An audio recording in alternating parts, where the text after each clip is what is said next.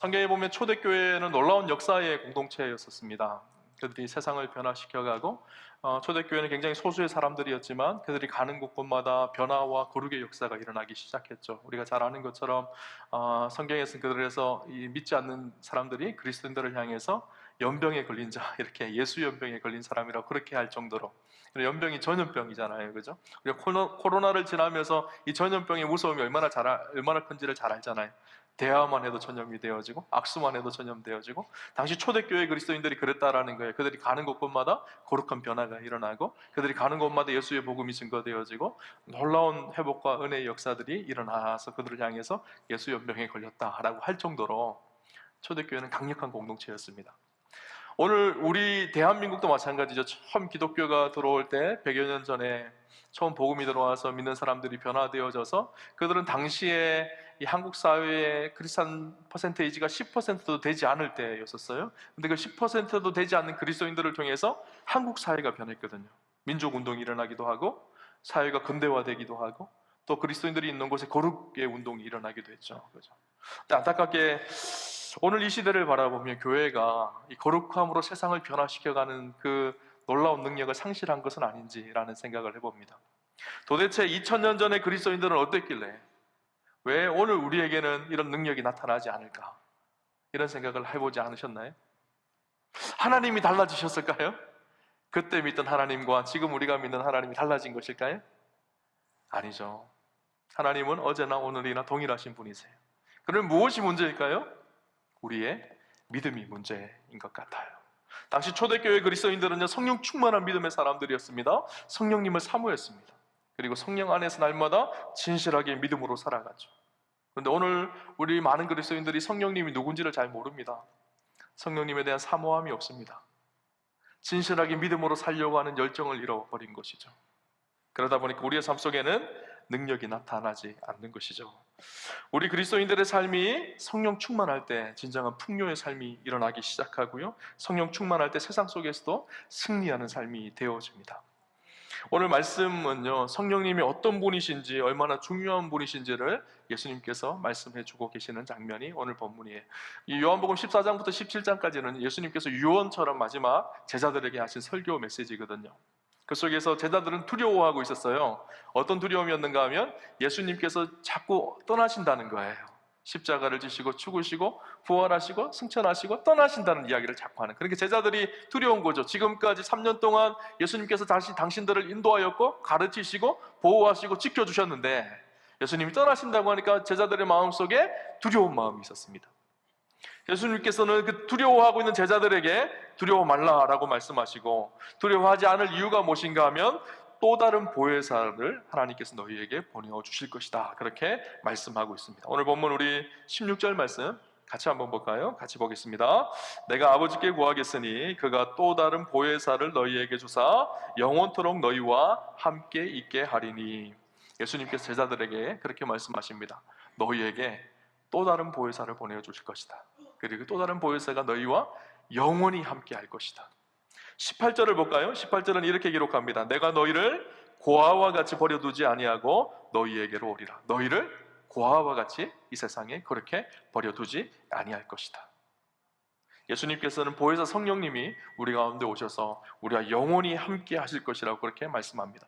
보혜사라는 말이요, 헬라어로는 파라클레토스라는 단어입니다. 파라클레토스라는 단어는 두 단어가 합성어인데요, 파라라는 말과 클레오라는 말이 합성어인데요, 파라라는 말은요, 뭐뭐와 함께라는 말이에요.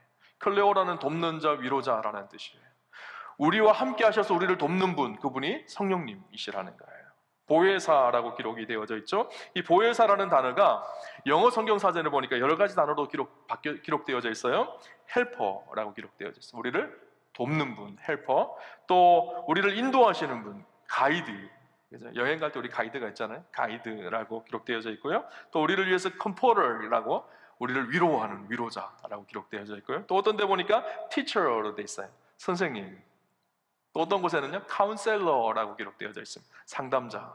여러 가지로 기록되어져 있습니다. 이 성령님은요, 우리를 위해서 보내신 또 다른 보혜사라고. 왜 근데 또 다른 보혜사일까요? 그죠? 신천지에서는요, 이 또 다른 보혜사를 잘 이용해서 또 다른 보혜사가 자기 이만희라고 생각을 합니다. 그래서 자기를 보혜사라고 그렇게 이야기를 해요. 여기서 또 다른 보혜사라는 의미는요, 원래 보혜사가 계셨다라는 것이죠. 그 원래 보혜사가 누굴까요? 예수님이세요. 제자들과 함께 다니며 공생의 사역 3년 동안 함께 했던 그 예수님께서 제자들의 보혜사셨어요. 제자들을 인도하고 가르치고 그들을 훈련하고 그들을 위로하고 격려하고 그들의 보혜사셨죠. 그런데 예수님께서 떠나시면서 이제는 나 말고 또 다른 보혜사를 보내시겠다라는 거예요. 그래서 요한일서 2장 1절에 보면 이렇게 기록합니다. 나의 자녀들아, 내가 이것을 너희에게 쓰면 너희로 죄를 범하지 않게 하려 함이라. 만일 누가 죄를 범하여도 아버지 앞에서 우리에게 대언자가 있으니 곧 의로우신 예수 그리스도시라. 우리에게 대언자가 있다라고 해요. 대언자라는 말이요, 헬라어로는 파라클레토스라는 단어로 기록되어 있죠. 우리에게 보혜사가 있으니 예수 그리스도시라, 이렇게 기록을 하고 있는 것이죠. 예수님이 우리의 원래 보혜사셨죠. 근데 예수님께서 이제는 십자가에 죽으시고 제자들을 떠나신다고 말씀하고 있어요. 육신으로 오신 예수님께서 제자들과 더 이상 함께 할 수 없으니까 너에게 또 다른 보혜사를 보내시겠다라는 거예요. 그분이 누구일까요? 성령님이시에요. 성령님은 영으로 우리 가운데 오셔서 우리와 함께 하십니다. 또 다른 보혜사라는, 또 다른이라는 말을 쓴 것은 의도적인 의미가 담겨져 있죠. 성령님은 전혀 생소한 일을 하시는 분이 아니라 예수님이 이 땅에 계셨을 때 하셨던 그 일을 성령님께서 우리에게 하신다라는 거예요. 예수님께서 제자들을 가르치고 그들을 돌보고 위로하셨던 것처럼 성령님께서 영으로 우리 가운데 오셔서 우리를 가르치고 위로하고 돌보시는 분이 성령님이시라는 거예요. 그러하기에 우리 그리스도인의 삶에 참 중요한 것이 있습니다. 우리가 진짜 풍성한 삶을 살아가기 위해서, 능력 있는 그리스도인으로 살아가기 위해서 반드시 필요하신 분이 누구실까요? 예수님이세요. 마치 2000년 전에 제자들과 예수님이 함께 다닐 때 예수님으로부터 말씀을 듣고 변화되어졌던 것처럼 성령님께서 오늘 우리와 함께 하셔서 우리를 변화시키시고 우리를 새롭게 하시고 우리를 진리 가운데로 인도하시고 우리를 도우시는 분, 그분이 성령님이시죠. 우리가 능력 있는 그리스도인으로 살아야 되는데 능력 없는 이유는 간단합니다. 성령님이 누군지를 모르는 거예요. 그리고 그 성령님과 동행하지 않는 거예요. 내 힘으로 신앙생활을 하려고 하는 거예요. 제자들이 예수님과 떠나서 무슨 능력이 있었나요? 그것처럼 오늘 내가 성령님과 함께하지 않는데 무슨 능력이 내 삶 속에 나타나게 되는 것인가요? 오늘 그 성령님이 누구신지를 좀 더 함께 묵상을 해보려고 합니다. 보혜사 성령님이 누구신지, 아까 제가 여러 가지 영어 단어들을 말씀해드렸는데, 첫 번째는요, 보혜사 성령님은 우리와 함께 하셔서 우리의 연약함을 도우시는 우리의 헬퍼이십니다. 사람들 안에 연약함이 있죠. 연약함 때문에 늘 힘들어하고 괴로워합니다. 그리고 우리는 늘 고독해하고 늘 외로워합니다. 오늘 현대인들이 살아가는 특징 한 가지가 무엇일까요? 외로움인 것 같아요. 고독해하죠. 그런데 영이신 그분이 우리 가운데 함께 하신다라는 거예요. 여러분, 예수님께서요 떠나시면서 제자들에게 뭐라고 말씀하시는가 하면 그렇게 말씀하세요. 요한복음 16장 7절에 보면 내가 떠나는 것이 너희에게 유익이다, 그렇게 말씀하십니다. 왜 예수님이 떠나시는 것이 유익일까요? 아니, 더 오래 함께 하셔야지 유익이지 않나요? 예수님이 떠나셔야지 영이신 성령님께서 우리 가운데 오시기 때문이에요. 그래서 보혜사 성령님은 영이십니다. 요한복음 14장 17절 오늘 본문에 보면 그는 진리의 영이라 세상은 능히 그를 받지 못하나니 이는 그를 보지도 못하고 알지도 못함이라. 그러나 너희는 그를 아나니 그는 너희와 함께 거하시며 또 너희 속에 계시겠습니다. 보혜사 성령님은 영이십니다. 예수님은 어떤 분이시죠? 육신의 몸을 입고 이 땅에 오신 분이 예수님이세요. 육신은요 한계가 있어요. 제한당합니다. 육신의 몸을 입고 있다면요, 제가 만약 육신의 몸을 입고 여기 있잖아요, 그죠? 근데 저를 보려면 어떻게 해야 될까요? 오늘 예배드리러 이 자리에 나와셔야지 볼 수가 있어요. 예수님도 2000년 전에 육신으로 오셨어요. 그럼 예수님 만나려면 어떻게 해야 될까요? 2000년 전으로 돌아가서 예루살렘으로 가야지 예수님을 만날 수가 있어요. 육신의 한계가 있죠. 그런데 그럴 필요가 없다는 거예요. 이제는 영으로 오신 성령님께서 시간과 공간을 초월해서 저와 여러분 가운데 함께 하신다는 거예요. 너희와 함께 거하시며 너희 속에 계시겠음이라. 오늘 성경은 그렇게 말씀하고 있죠. 영이신 그분이 우리 가운데 오셔서 우리와 함께 동행하십니다. 그리고 우리를 고아와 같이 버려두지 않으시겠다라고 말씀하세요. 오늘 우리가 살아가는 이 세상 속에 우리는 얼마나 외롭고 고독합니까? 세상에 그 어떤 때보다 우리가 부유해지고 잘 살잖아요. 좋은 집에서 좋은 차를 타고 잘 삽니다. 그러나 그 마음속에 있는 외로움과 고독함을요, 스스로 치유하지를 못해요. 그래서 늘 외로움과 고독 속에서 스스로를 망가뜨려가며 그렇게 살아가는 것이 우리의 자아일 것입니다. 마치 외딴 섬에 버려진 외로운 그런 모습처럼 이 세상을 살아가는 우리 한 사람 한 사람이 그렇게 살아가는 모습이 아닌가라는 생각이 들어요. 우리가 잘 아는 노인과 바다를 쓴 허밍웨이가 자살을 했죠. 자살을 하면서 그의 유서에 뭐라고 썼는가 하면요, 이렇게 얘기합니다. 나는 전류의 흐름이 그치고 필라멘트가 끊어진 전구처럼 고독하다. 끊어진 필라멘트처럼 내 인생이 끊어진 것 같은 고독함과 외로움이 자기 가운데 있다는 거예요.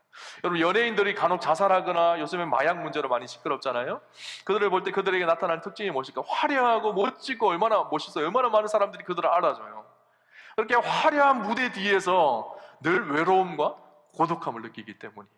그 문제가 해결되지 않는 거예요. 그러니까 마약을 하고 자살을 하고 극단적인 선택을 하는 것이죠. 오늘 우리도 마찬가지입니다. 수많은 군중 속에 살아가지만 이 세상을 살아가는 우리가 얼마나 외로운지 모릅니다. 근데 오늘 성령님께서 뭐라고 얘기하시죠? 예수님께서 내가 너희를 고아와 같이 버려두지 아니하겠다. 성령 하나님께서 오늘 우리와 함께 하셔서 우리를 돌보시고 우리를 인도하시고 위로하신다는 거예요. 성령 충만한 사람들에게 나타나는 중요한 특징 한 가지가 무엇일까요? 더 이상 외롭고 공허하고 허무하지 않다라는 거예요. 인생에 참 소망을 발견하게 되어집니다. 내가 무엇을 위해서 누구를 위해 살아가야 될지를 알게 되어져. 그리고 나와 함께 하시는 그분 때문에 날마다 감격과 은혜가 있는 삶을 살게 되어지죠. 그것이 성령 충만한 사람들의 특징이죠. 우리와 함께 하신 주님이 우리와 함께 하셔서 우리의 연약함을 도우시겠다고 그렇게 말씀하세요. 로마서 8장 26절에 보면 이와 같이 성령도 우리의 연약함을 도우시나니 그렇게 말씀하고 있죠. 우리 안에 연약함이 다 있습니다. 연약함이 없는 사람이 없죠.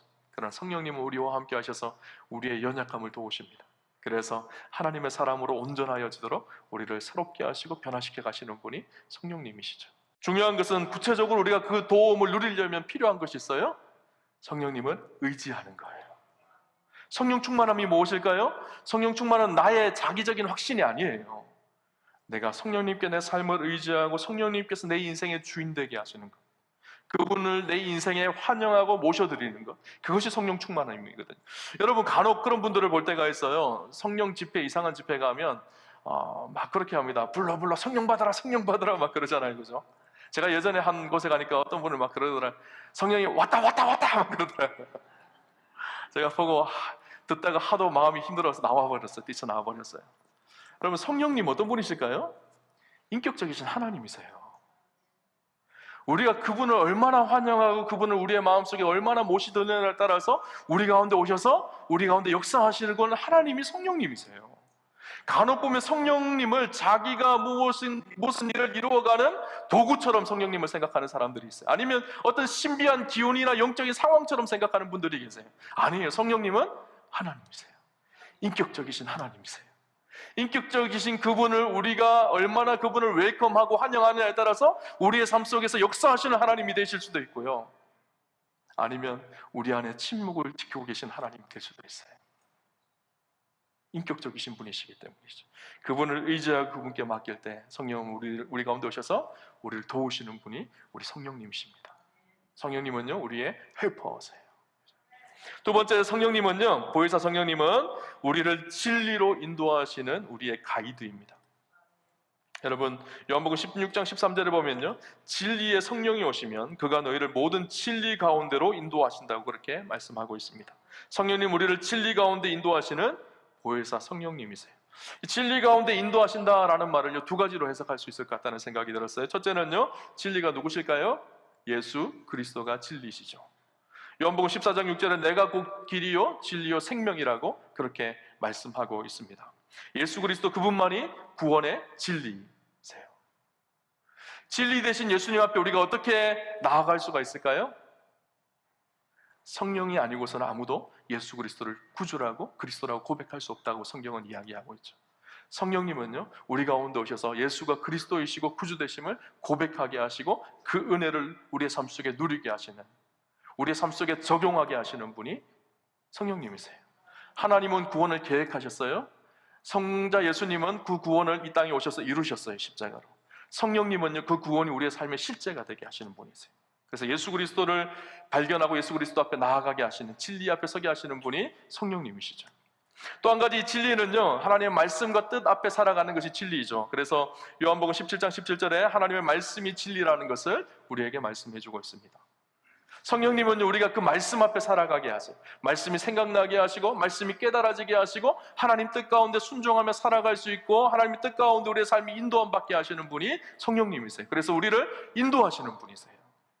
우리의 삶이 어떻게 하나님의 뜻 가운데, 진리 가운데 살아가게 할 수 있는지 우리를 진리 가운데로 이끌어 가시는 분이 성령님이시죠. 우리 인생의 가이드가 되세요.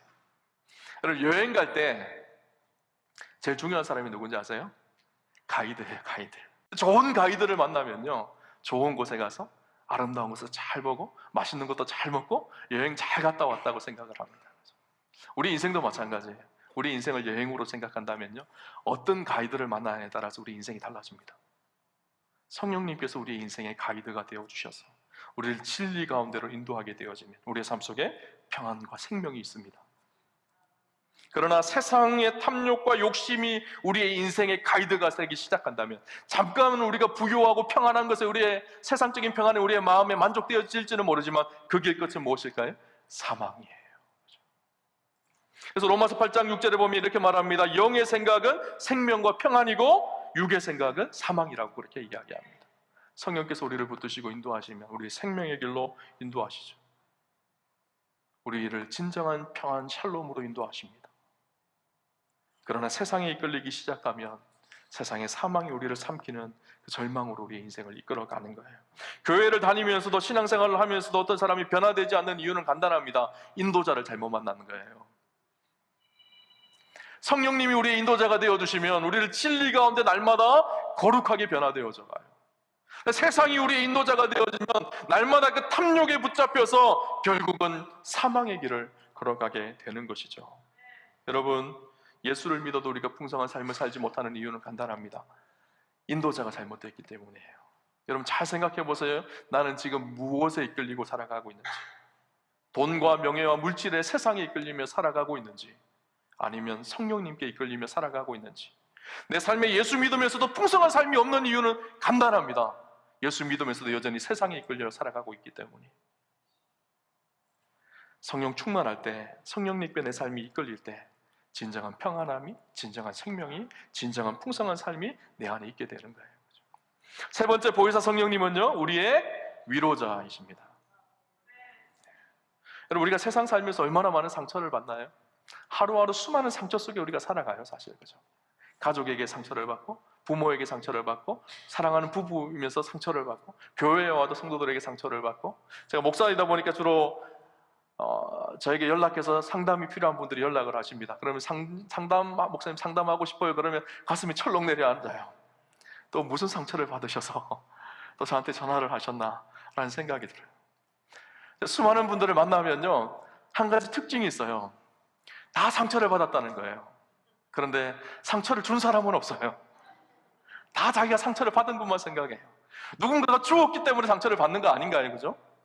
상처는요, 자꾸 상처를 확대 재생산합니다. 상처의 위로가 없으면요, 상처의 문제가 해결되지 않으면요, 계속 상처는 또 다른 상처를 만들어내서 누군가를 찌르고, 누군가를 힘들게 하고, 누군가를 어렵게 만드는 거예요. 성령님은요, 우리의 상처를 위로하시는 분이세요. 이 상처의 문제를 해결하시는 분이세요. 시편 57편은요, 다윗이 굴에 피해서 사울이 자기를 죽이려고 했을 때, 굴에 피해서 있을 때 지은 시예요. 그 시편 57편의 서두는요, 탄원하는 시, 하나님, 저들이 나를 죽이려고 합니다. 근데 시편 57편 8편에 보면요, 내 영광을 깰지어다, 비파야 수고만 깰지어다, 내가 새벽을 깨우리라, 그렇게 말씀하고 있어요. 새벽을 깨운다는 말씀이 무슨 의미일까요? 다윗이 새벽 기도를 열심히 했나 보다, 이렇게 생각을 하는데, 여기서 새벽을 깨운다라는 말은요, 새벽 기도 열심히 했다는 얘기가 아니라 하루를 새롭게 시작하는 은혜가 있었다라는 거예요. 여러분, 우리가 상처를 받고 어려움이 있으면 어떤 생각이 드는가 하면요, 우울하고 힘들고 답답하고 문제가 생기면 오늘 그냥 잠자면 내일이 안 왔으면 좋겠다, 이런 생각 들잖아요. 그죠? 그냥 이대로 잠들다가 확 죽었으면 좋겠다, 이런 생각 들거든요. 하나님, 내가 새벽을 깨웁니다. 하나님, 나에게 새날을 주심을 감사합니다. 오히려 새벽을 깨우겠습니다. 이렇게 고백하는 거거든요. 하나님 주시는 은혜가 있기 때문에, 하나님 주신 그 새 힘으로 나에게 주어진 새로운 삶을 힘있게, 능력있게, 소망을 가지고 살겠다고 선포하는 거예요. 어떻게 그렇게 될 수가 있었을까요? 하나님 주시는 위로가 있었던 거예요. 세상과 다른 하나님 주시는 은혜가 있었던 거예요. 여러분, 우리가 이 세상 살아갈 때 얼마나 많은 상처와 아픔이 많나요? 축복하기는 오늘 예배드리는 저와 여러분 가운데 위로부터는 오는 위로가 있으시기를 바랍니다. 내 안에 상처와 아픔과 눈물이 성령 하나님께서 오셔서 깨끗이 회복하고 새롭게 하시는 축복이 있으셨으면 좋겠어요. 특별히 오늘 우리가 드려지는 이 예배가, 저는 우리 우암교회가요, 아둘람 동굴이었으면 좋겠어요. 세상에 상처받고 아픔이 있고 고통이 있지만 예배를 드리며 성령이 주시는 위로가 우리의 마음을 새롭게 하는 은혜가 있는 것. 그래서 세상 속에 하나님의 백성으로 승리하며 살아갈 수 있는 능력을 회복하는 것, 그곳이 교회입니다.